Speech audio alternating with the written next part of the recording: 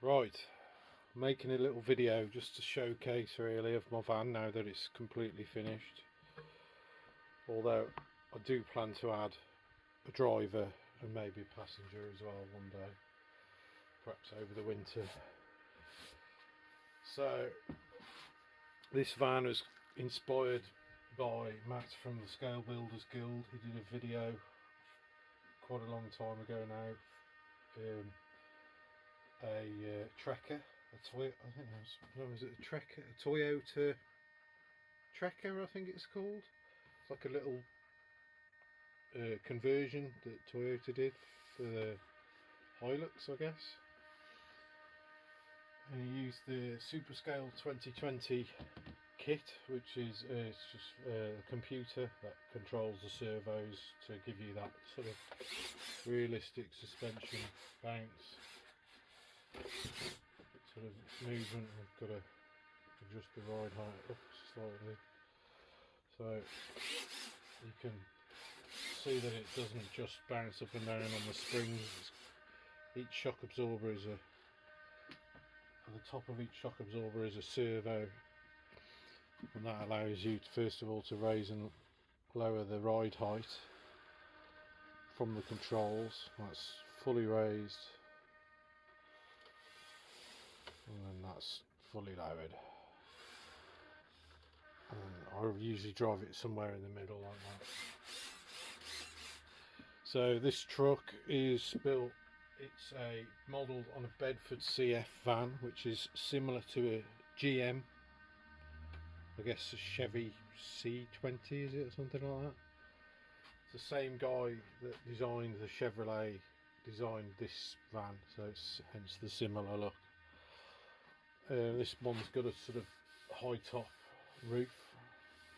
My one, I've got an actual Bedford CF, and that's got a medium roof, which is a little bit lower than this. Anyway, so the whole thing's made from scratch. The axles are cross RC axles from the Emo. I think it's the little van pickup thing that they did. The portal axles with the locking differentials. So this has got it's got 11 servos altogether. There's one for the steering, one for the gear change. It's got a 2-speed gearbox. There's 2 for the differentials, front and rear, although they don't act independently. There's 1 servo for each diff. There's 1 servo for the steering wheel. There's 1 for the rev counter, so that's 6. There's 1 for the smoke generator switch, and there's 4 servos for the suspension, so that's 11 altogether. It's got lights front and rear. It's all scratch built. The lights are made from the actual lenses are made from watch faces that I got off eBay. The bezel rings are made from rings, just cheap rings from eBay. Just get a zoom in on that. You can order the size, exact size, down to like 0.5 millimeter, I think it is, the watch faces, and the same goes for the rings. So I ordered the rings, I think they were 23mm watch faces and 23mm internal diameter rings. So they fit nicely one inside the other to make a nice chrome bezel. That buzzing you can hear, that's the suspension. If I turn it right down, it might stop. No, it doesn't really. The body is made from styrene sheet with quite a lot of filler. Body took me quite a long time. It's the 3rd body I made for it. The first one was a bit rubbish, just a bit of fun really, something to put on it. I was going to see my parents and I wanted to show them sort of a finished sort of van, but even though it wasn't finished. Then I made another body out of foam, which was the same sort of size and shape as this one, and then I made this one, which was a lot of work to get looking anything like this stage. It was, I mean, it's not perfect by any means. The rear lights, I got some reflectors, just generic sort of reflectors off eBay, just sort of trailer reflectors or whatever. Chopped them up on my bandsaw into sections, glued them together.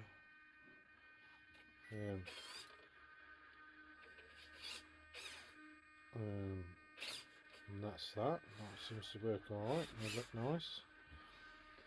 What else have we got? The bumpers, they're aluminium frame, just aluminium bar bent round, and then the styrene sort of bonded onto that with slurry, like molten styrene.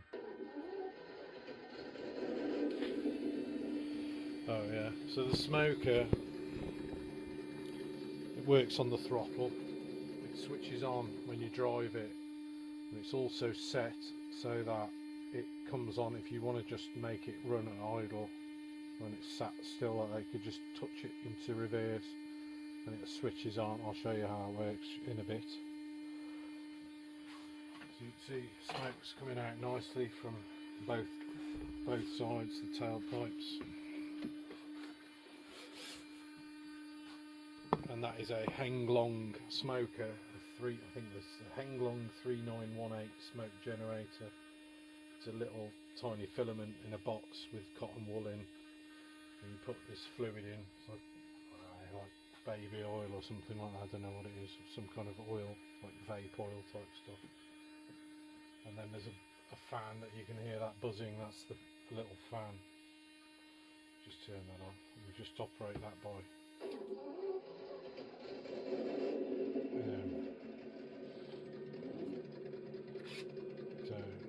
I'll show you the controls actually. So you've got steering left and right. There's quite a lot of bump steer. The actual geometry is not that great. So basically that's diff-locks on and off. I'll just show you in the cab as well whilst we're doing that. And we've got low and high gear, and then the ride height's adjusted on channel 5.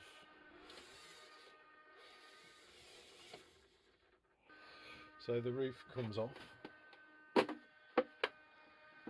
roof's made of balsa wood, and then I've painted it on some fiberglass resin, polyester resin, to give it a hard surface because the balsa wood's really soft.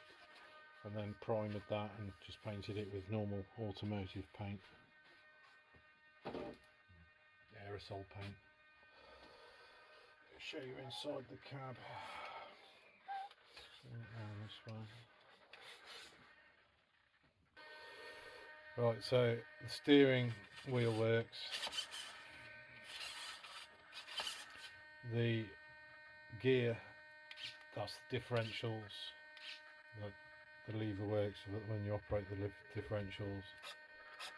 The gear lever works when you operate the gear change, and the rev counter works as well.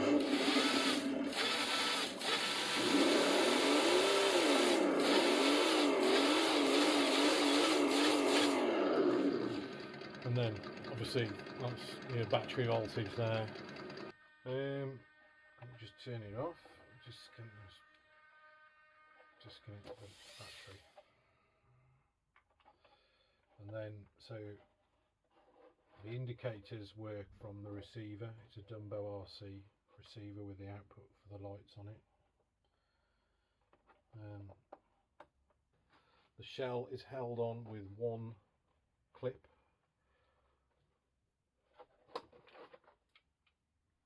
So it's easy to remove. And there's the shell, just the inside. It's not the neatest of jobs really, the wiring. So the dashboard is all obviously fixed to the chassis. So the body is retained by this plastic clip. Go through a slot in one of the bulkheads, and that's enough to hold it all down in place, because the bulkheads come down to these cross members, sit on tight, the clip clips in and holds it down quite tight. Right, let's just plug it back in again so you can see all the workings. Switch it on. Okay, so you can see the servos here, one on each shock absorber.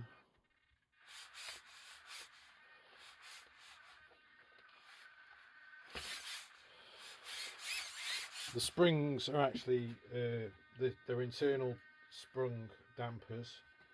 The springs are way over specced because this thing weighs quite a lot. It's probably like 4 or 5 kilos, like 10 pounds, something like that in weight. So these are the differential servos. There's one on each side, there's one there and one there. This is the smoker switch arrangement. There's an isolator switch there to switch that on and off. And then there's a servo. So there's a servo here which operates a micro switch.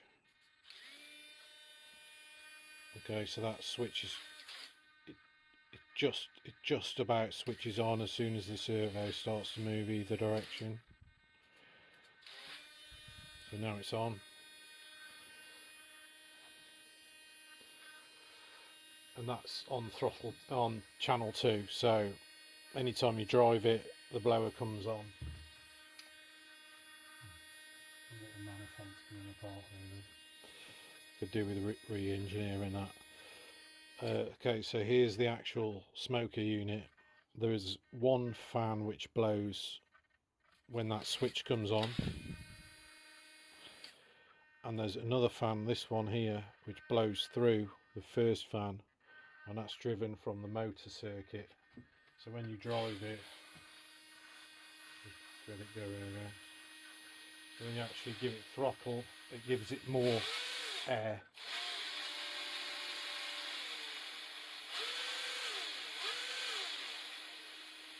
So that's just very low, and then a bit more air when you give it throttle.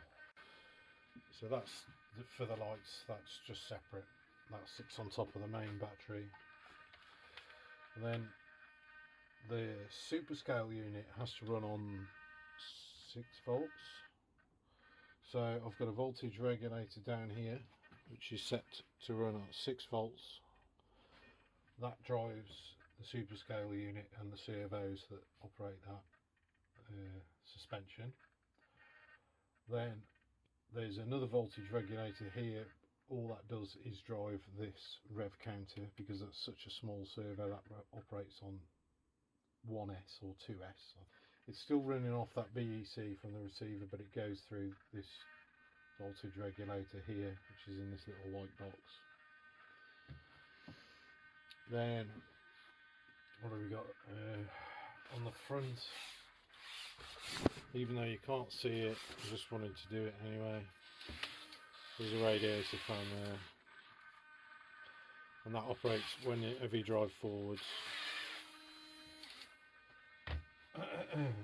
You can see it through the grille sometimes. What else have we got? So underneath,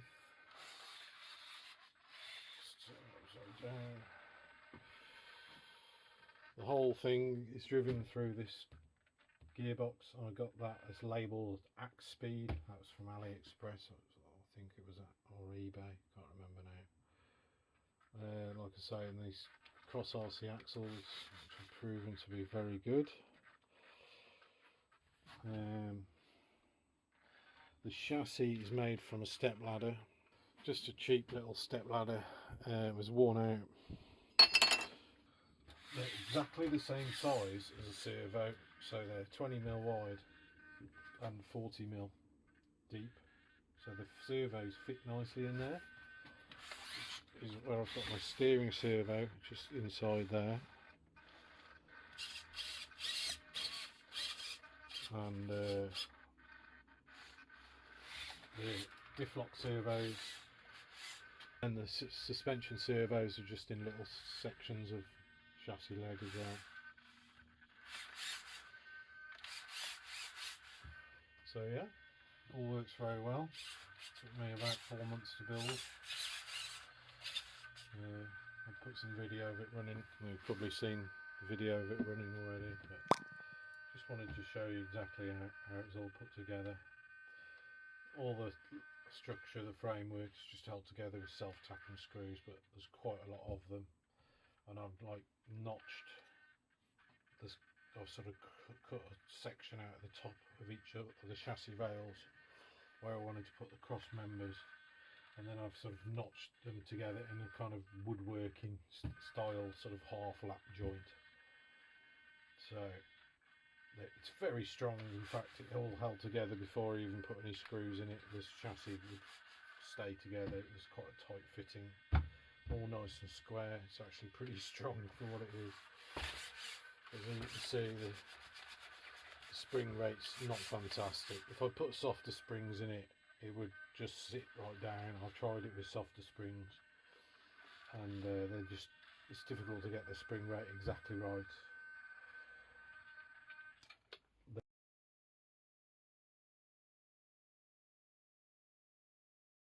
Right, so that's it. The only other thing I was thinking about doing with this is maybe making some figures to go in it, a driver and a passenger.